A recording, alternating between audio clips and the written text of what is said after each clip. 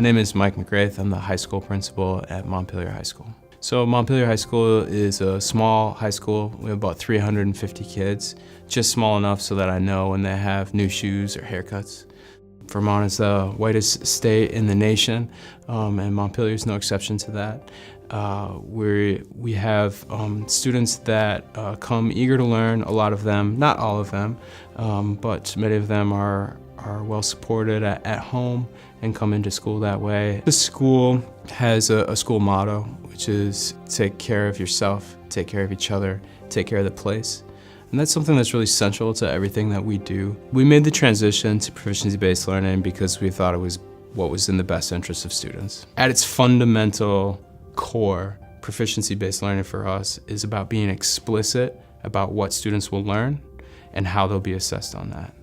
That's really what's at its core. For us, there are two major things that we're trying to do.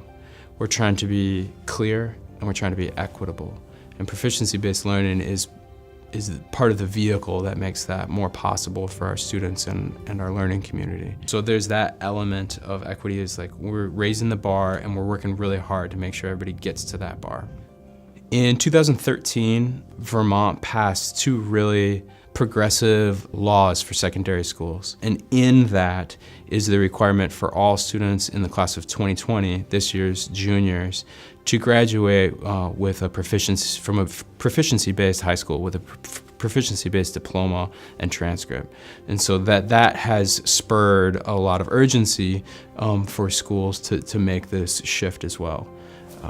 But that's saying that it's the law provides incentive, and it's nice to have a friendly policy landscape for what is the right thing to do anyways. I think proficiency is recognizing also that we need to modernize our education system. I believe that the traditional secondary school in America, in Vermont, in Montpelier, is at a point where it has to evolve, or it's just going to be too irrelevant.